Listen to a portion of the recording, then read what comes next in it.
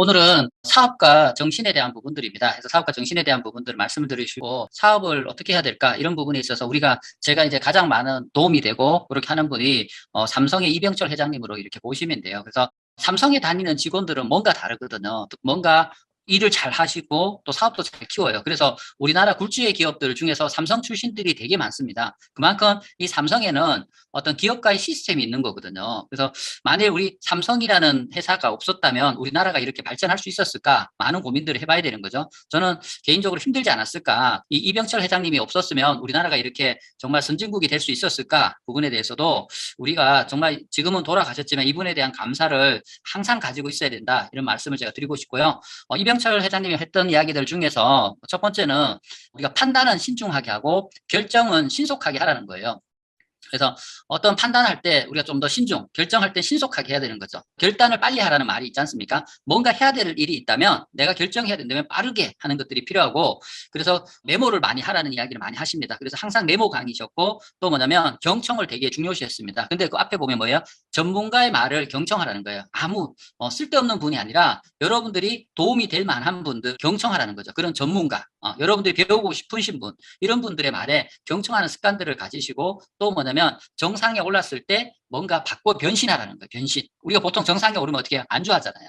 안주하면 어떻게 됩니까? 다시 무너지는 거거든요. 그래서 정상에 올랐을 때 또 다른 변신을 하려고 하는 그런 마음들을 가져야 된다. 이런 말씀을 제가 이렇게 드리고 싶습니다. 그래서 또 두 번째는 뭐냐면 성공에 대한 이야기를 하셨거든요. 자고로 성공에는 세 가지 요체가 있다고 했습니다. 운, 둔, 근이 그것이다. 이렇게 하셨거든요. 그래서 사람은 능력 하나로 성공하는 것이 아니라는 거죠. 뭐냐면 능력 좋은데 성공 못하신 분들 되게 많다는 거예요. 그럼 어떻게 하면 성공할 수 있냐? 운을 잘 타야 된다는 거예요. 그래서 때를 잘 만나야 되는 거죠. 때를. 그리고 뭐냐면 사람을 잘 만나야 되는 거예요. 그래서 좋은 때와 좋은 사람을 만나기 위해서 자꾸 노력을 하시는 것들이 필요하다. 이런 말씀을 드리고 싶습니다.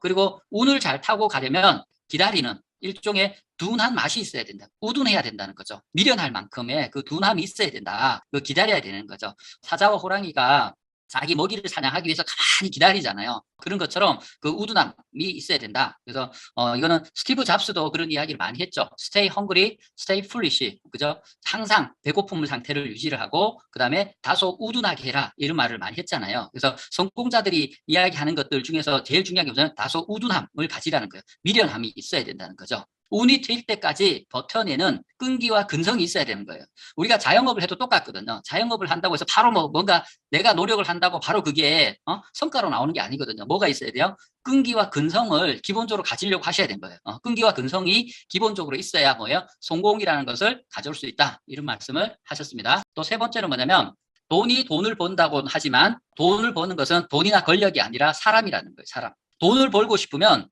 사람에게 집중하라는 거죠. 그래서 이병철 회장님은 뭐냐면 나는 내 일생을 통해서 80%를 인재를 모으고 인재를 육성하는 데 시간을 보냈다는 거예요. 인재를 모으는 거죠. 그죠? 모으고 육성하는데 사람을 소중하게 생각해야 되는 거죠. 그래서 삼성이 발전하는 것도 뭐냐면 유능한 인재를 많이 기용한 결과다는 거예요. 우리도 사업을 진행을 하면서요, 돈을 벌려고 하면 안 된다는 거예요. 돈이 아니라 사람에 집중해야 되는 거죠. 정말. 그래서 좋은 사람들을 만나려고 하고, 또 여러분들이 직원들이 있다면 그 직원들을 육성해야 되는 거죠. 리더를 만나고, 리더를 만드는 것들을 꾸준히 노력하셔야 됩니다. 리더를 많이 길러낼수록 된다는 거죠. 그리고 여기에서도 말씀하듯이 유능한 인재를 많이 기용했다는 거예요. 여기에 보시면 친한 인재를 많이 기용한 게 아니죠.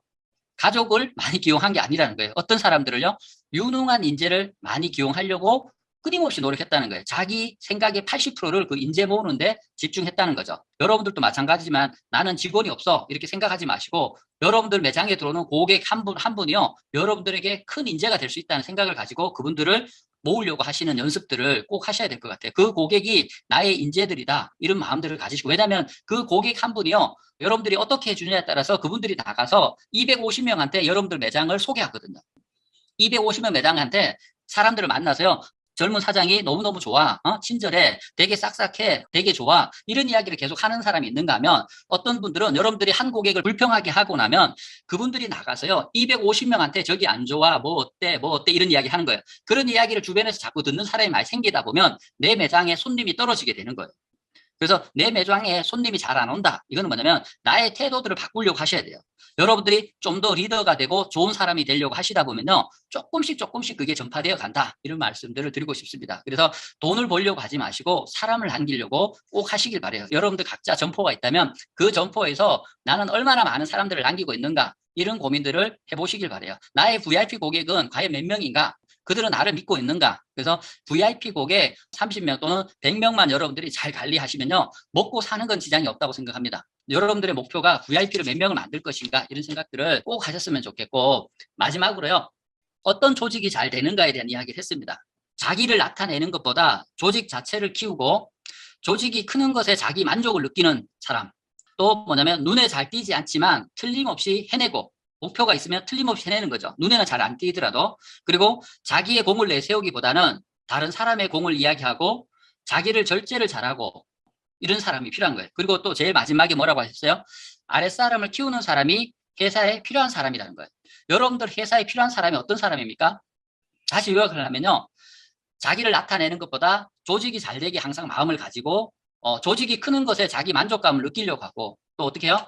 눈에 잘 띄진 않지만 어떤 목표가 있으면 틀림없이 해내고 또 자기의 공을 내세우는 것보다 어떻게 해요? 다른 사람의 공을 자꾸 이야기하고 그러한 자기 절제를 할 줄 아는 사람이 있어야 되는 거예요. 그리고 또한 가장 중요한 게 저는 뭐라고 생각하냐면 밑에 있듯이 아랫사람을 키우는 사람이 많아야 되는 거죠. 그래야 회사가 더더욱 성장하게 된다는 것을 말씀드리고 싶습니다. 그래서 우리가 다 같이 제가 이제 사업가라는 말을 시작으로 제가 이렇게 시작하게 되었는데요. 모두가 이런 사업가 정신들을 꼭 가지고 함께 사업을 했으면 좋겠습니다. 자, 이상으로 마치겠습니다.